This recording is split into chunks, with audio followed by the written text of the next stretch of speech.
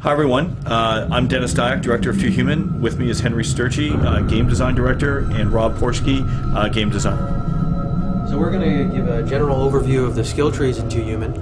Each of the classes in the game have their own unique skill tree, and then in addition to that, there's two different alignment skill trees that each of the classes can align themselves with.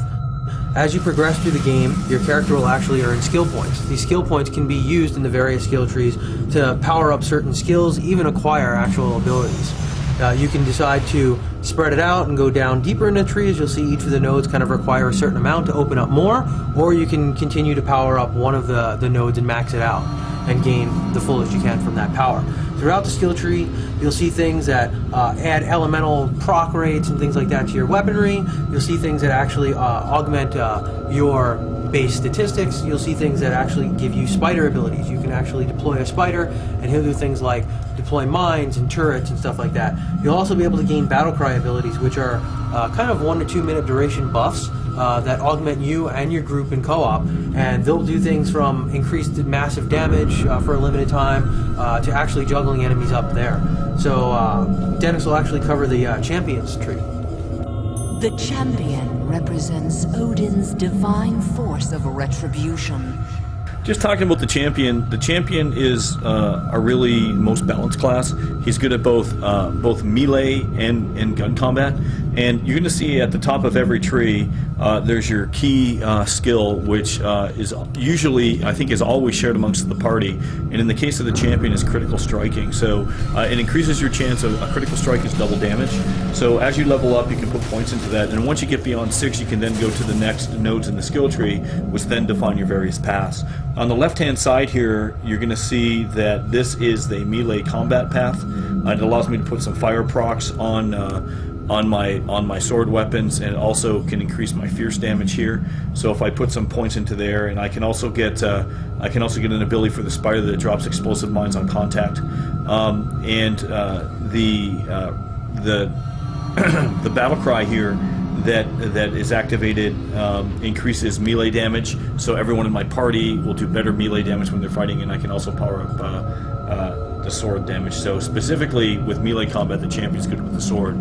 The middle area here, which I'll sort of power up as I go, that's for air combat. The champion does excel at air combat. You notice once I choose a spider, I cannot respec further down in the other spider on the other tree. So once you pick a path without respecing, you have to stick with it. And here is a battle cry that allows me to juggle guys in the air very easily just by hitting them. And then this increases my juggle height. So with the champion, he can be really good with air combat. And one thing really important about air combat is that it's actually one of the best paths to build up your combo meter as fast as possible. And your combo meter actually fuels a bunch of other things in the game. It actually powers your battle cries. It unleashes ruiner attacks that devastate wide areas with opponents. So you can actually see that being able to specialize down these paths give you a lot of different flexibility options and completely different playstyles.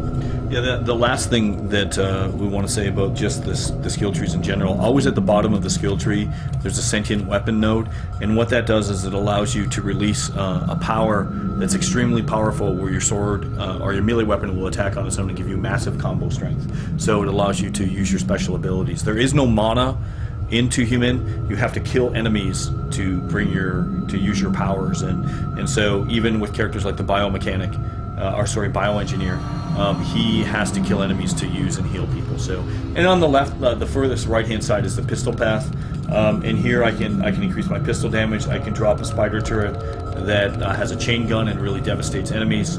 I have a skill with the battle cry that's softened that allows me to do a critical strike to everyone, which is 2 times damage. And then the last one, I can increase my slug damage, so slug pistols for the champion are a very good way to go as well. And that's the end of the champion. The champion's a very interesting character. It's not quite deep, is it? It's a very interesting character because it's a really good starting class. It gives you a really good feel of the game, and it's pretty flexible, and you can go down a lot of paths with it. So.